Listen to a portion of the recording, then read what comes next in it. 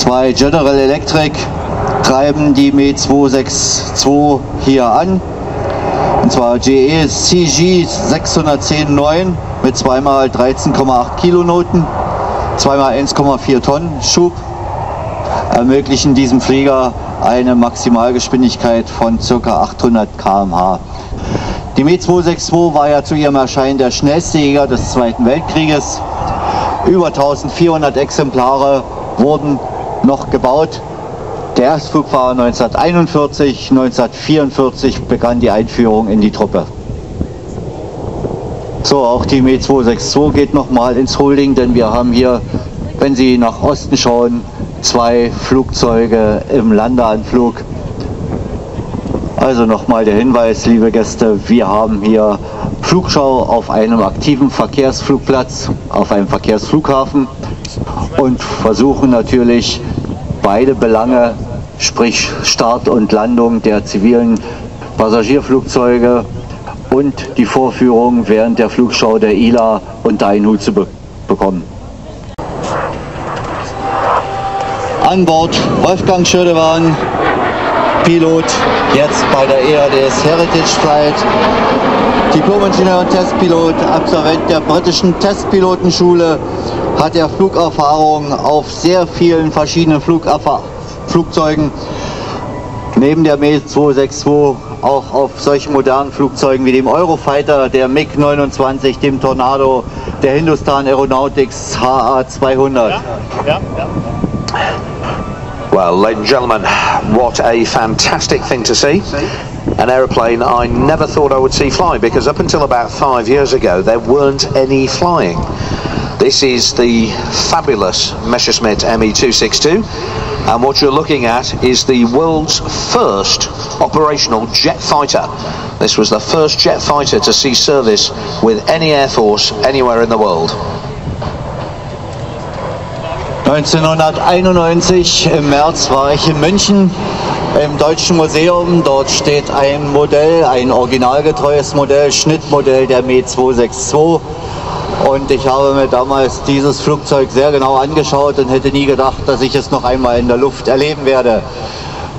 Aber die amerikanischen Ingenieure haben es wahrgemacht. Sie haben dieses Flugzeug nachgebaut, wieder in die Luft gebracht, und die Tango, die wir hier sehen, ist jetzt im Besitz der Messerschmitt bzw. EADS Heritage Flight. Sie hat ihren Erstflug in den USA gemacht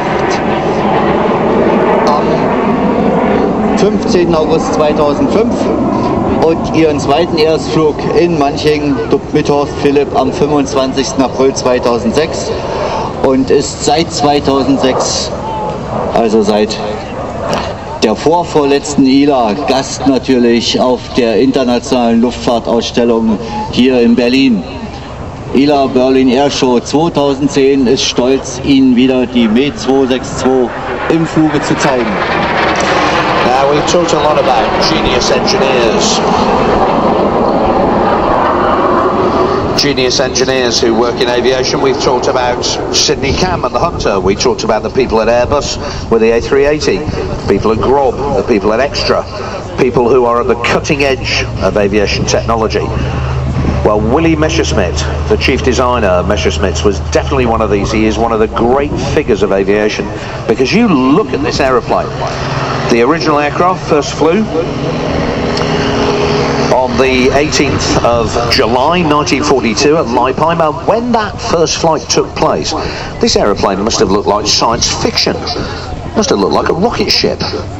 Most of the aircraft of the day were piston powered, and here we suddenly had twin jet engines, a pair of Jumo 004s, we had tricycle undercarriage, nose wheel undercarriage, we had 4 30mm cannons grouped together in the nose, massively heavy armament.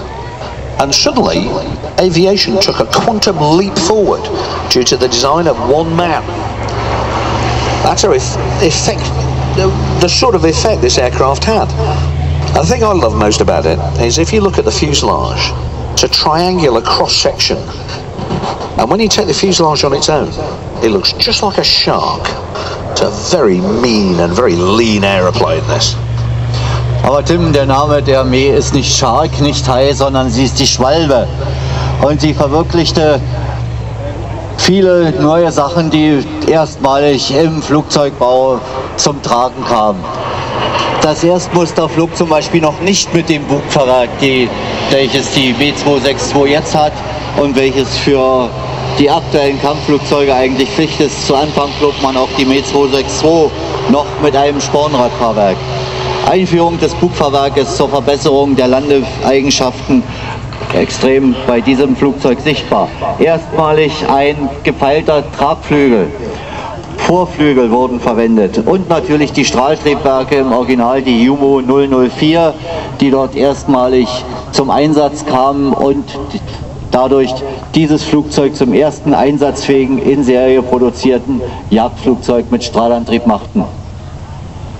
There simply aren't any Jumo 004 turbojet engines left anywhere in the world, so this aircraft's been re-engined with a pair of General Electric CJ610 turbojets, about 13.8 kilonewtons, so roughly the same sort of thrust as the original engines. Gives the 262 a maximum speed of 800 kilometers an hour.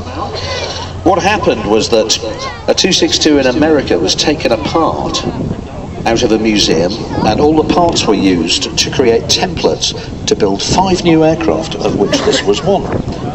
First flew on the 15th of August 2005 in Seattle, was dismantled, brought to Germany, and made its first flight on the 25th of April 2006 in Manching.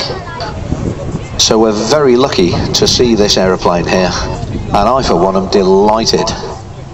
1,433 262s were built, served as fighters, fighter bombers and 2-seat radar equipped night fighters, and it truly is a delightful aircraft, flown for us today by Wolfgang Schönefeld, one of the test pilots from EADS, and many thanks to the EADS Memorial Flight for bringing not just that aircraft, the world's first operational jet fighter, but the next aircraft you're going to see as well, which is my favourite aircraft of all time. Erst einmal wieder ein